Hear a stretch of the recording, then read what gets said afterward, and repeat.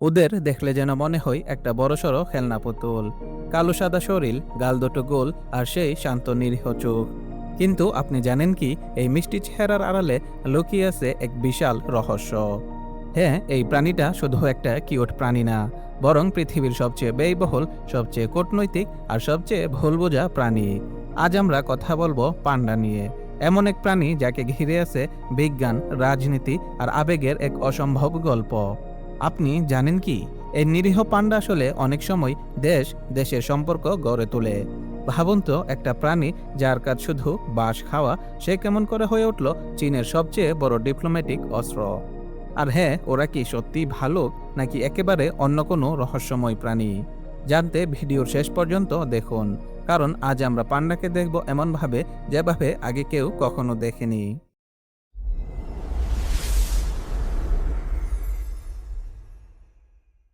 পৃথিবীর প্রায় সবাই পান্ডাকে ভালোবাসে, কিন্তু পান্ডার নিজের জীবনটা ততটা রঙিন না। বৈজ্ঞানিক নাম এলিউরোপোডা মেলানো লিউকা, অর্থাৎ কালো সাদা বিড়াল পা বিশিষ্ট ভালুক। আজ থেকে প্রায় 8 মিলিয়ন বছর আগে ওদের পূর্বপুরুষ বাস করত চীনের দক্ষিণ ও মধ্যাঞ্চলের ঘন বাঁশবনে। অনেকেই জানে না, একসময় বিজ্ঞানীরাও নিশ্চিত ছিলেন না পান্ডা আসলে কোন পরিবারের প্রাণী। ওরা কি রেকনের মতো, নাকি সত্যিকারের ভালুক? 20 বছর গবেষণার পর 1995 সালে ডিএনএ পরীক্ষায় প্রমাণ হয় পান্ডা আসলেই ভালুক ফ্যামিলির এর অংশ।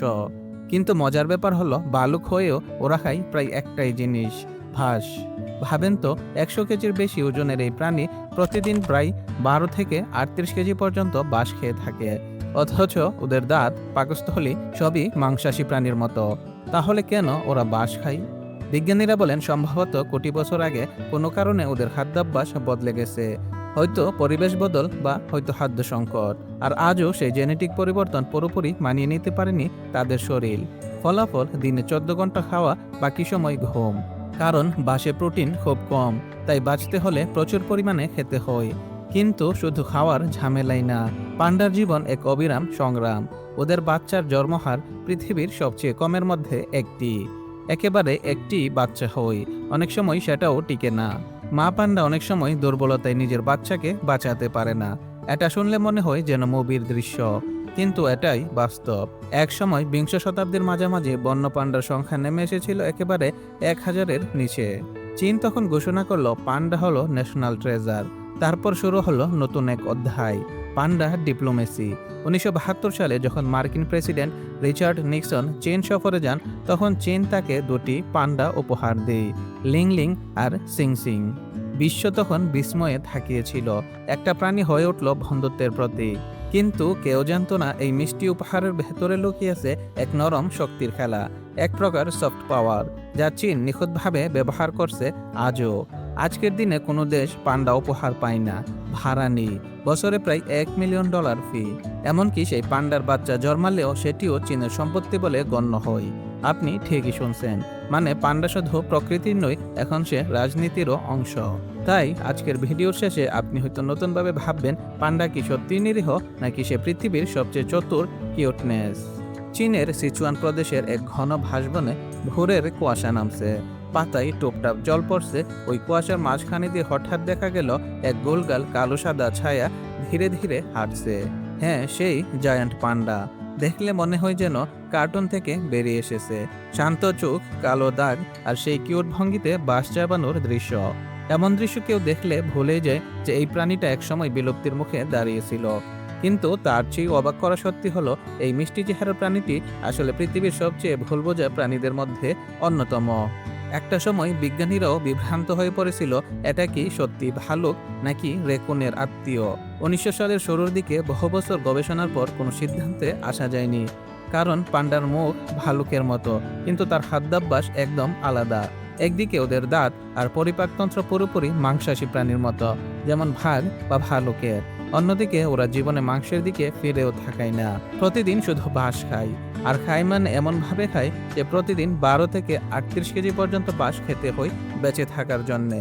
তাও সেটা পুরো হজম হয় না, কারণ ওদের শরীর এখনো পুরোপুরি উদ্ভিদ ভক্ষণীদের মতো বদলায়নি। এই অদ্ভুত দ্বন্দ্বই পান্ডাকে বানিয়েছে ভুল বোঝা প্রাণী। ওরা যেন প্রকৃতির এক রসিকতা, ভালুকের শরীরে বন্দী এক শান্ত ভাসভোজী সন্ন্যাসী। পান্ডার এই অদ্ভুত অভ্যাসই তাকে বানিয়েছে একা, শান্ত আর নিস্তব্ধ প্রাণী। দিনের অর্ধেক সময় খাওয়াই যায়, বাকি সময় ঘুম বা বিশ্রাম। ওদের শক্তি খুবই কম, কারণ বাসে পুষ্টি অনেক কম আর খাবার হজম হয় না পুরোপুরি। তবুও প্রকৃতি ওদের এক চতুর উপহার দিয়েছে, কিউটনেস। এমন কিউটনেস যা শুধু বাচ্চাদের নয়, বড়দের মনও গলিয়ে দেয়। কিন্তু এটা কি নিছকই সুন্দরতা, নাকি এর ভেতরেও কোনো চাতুর্য আছে? চলুন দেখি সেই রহস্য। চীন বহু বছর ধরে পান্ডাকে বলে জাতীয় সম্পদ, অর্থাৎ ন্যাশনাল ট্রেজার অফ চায়না। কিন্তু একসময় এই প্রাণীটি শুধুই ছিল চীনের পাহাড়ি অঞ্চলে দেখা এক বিরল প্রাণী। তারপর এলো 1972 সাল, সারা বিশ্বের ইতিহাস বদলে দেওয়া এক বছর। মার্কিন প্রেসিডেন্ট রিচার্ড নিক্সন চীন সফরে গেলেন। তখন চীন প্রথমবারের মতো আমেরিকাকে উপহার দিল দুইটি জীবন্ত পান্ডা, লিংলিং আর সিং সিং। বিশ্বজুড়ে হইচই পড়ে গেল। হাসি খুশি কালো সাদা এই প্রাণী হঠাৎ করে হয়ে উঠল বন্ধুত্বের প্রতীক। চীনের রাষ্ট্রদূত বলেছিলেন, যেখানে পান্ডা আছে সেখানে যুদ্ধ হয় না।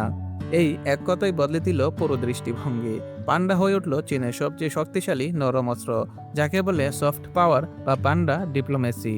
আজ আর কোনো দেশ পান্ডা উপহার পায় না। চীন এখন ওদের ভাড়ায় দেয়, বছরে প্রায় $1 মিলিয়ন ফি নিয়ে 10 বছরের জন্যে। আর সবচেয়ে আশ্চর্যের ব্যাপার হলো, পান্ডা যদি বিদেশে বাচ্চা দেয়, সেই বাচ্চাটিও আইনি দিক থেকে চীনের সম্পত্তি। অর্থাৎ পান্ডা এখন শুধু প্রাণী নয়, এটি চীনের জন্য এক কূটনৈতিক কৌশল। বিবিসি, সিএনএন এবং ন্যাশনাল জিওগ্রাফিকের প্রতিবেদনে বলা হয়েছে, চীন পান্ডার মাধ্যমে বন্ধুত্ব গড়ে, কিন্তু সেই বন্ধুত্বের সুতো সবসময় চীনের হাতেই থাকে।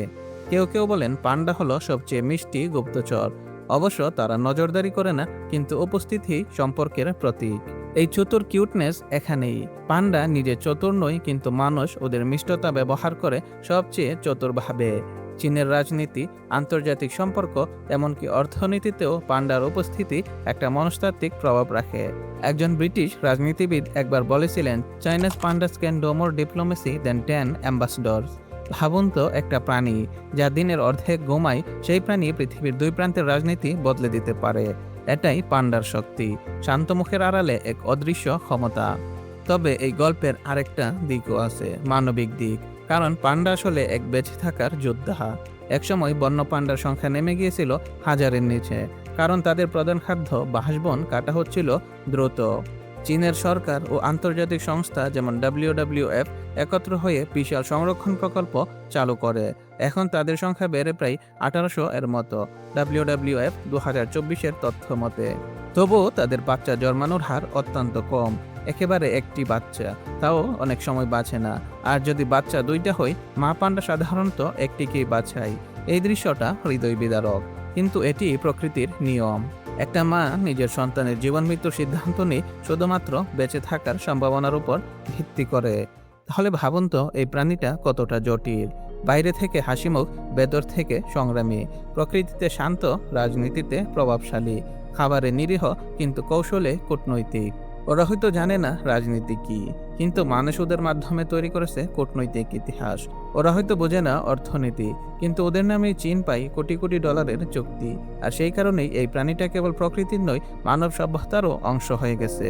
হয়তো তাই পান্ডা এখন পৃথিবীর সবচেয়ে প্রিয় প্রাণীদের মধ্যে একটি। তাদের দেখে আমরা শান্তি খুঁজি, মায়া খুঁজি, অথচ ওরা নিজেরাই লড়ছে বাঁচার জন্যে। একদিকে ওরা প্রকৃতির ভুল বোঝা সন্তান, অন্যদিকে বিশ্বের সবচেয়ে সফল প্রতীক। তাই বলা যায়, পান্ডা শুধু প্রাণী নয়, সে এক শিক্ষা। মিষ্টি চেহারার ভেতরেও কখনো কখনো লুকিয়ে থাকে সবচেয়ে বড় সংগ্রাম। কখনো কখনো প্রকৃতি এমন কিছু সৃষ্টি করে যা আমাদের শেখায়, নিরীহ চেহারার ভেতরেও লুকিয়ে থাকতে পারে বিস্ময়কর শক্তি। পান্ডা ঠিক সেই রকম এক প্রাণী। ওরা না হিংস্র, না দ্রুত, না বুদ্ধিমান, তবুও ওরা টিকে গেছে হাজার বছর ধরে শুধু নিজের মতো করে। ওরা কথা বলে না, তবুও হয়ে উঠেছে শান্তির ভাষা। ওরা রাজনীতি বোঝে না, তবুও হয়ে গেছে চীনের কূটনৈতিক অস্ত্র। ওরা মিষ্টি, কিন্তু ওদের মিষ্টতার ভেতরেই লুকিয়েছে সংগ্রাম। আর সেই সংগ্রামটাই ওদের সবচেয়ে সুন্দর দিক। ভাবুন তো, একটা প্রাণী যার শরীর মাংসাশী, কিন্তু মন নিরামুষভোজীর মতো শান্ত, যে প্রতিদিন খায়, ঘুমায়, আবার জেগে ওঠে শুধু টিকে থাকার জন্যে। আর আমরা মানুষ এত গান নিয়েও শিখে উঠতে পারিনি সেই সহজে বেঁচে থাকার শিল্পটা। পান্ডা আমাদের শেখায়, শান্ত থাকা মানেই দুর্বল হওয়া না, নীরব থাকলেই অকারণ হওয়া না, আর কিউট হওয়া মানেই নিরীহ হওয়া নয়। ওদের কালো সাদা রং যেন প্রকৃতির এক প্রতীক, আলো আর অন্ধকার, শক্তি আর কোমলতা, শান্তি আর বুদ্ধির নিখুঁত ভারসাম্য। পান্ডা আমাদের শেখায় নীরবতাও এক শক্তি আর কোমলতাও এক প্রভাব।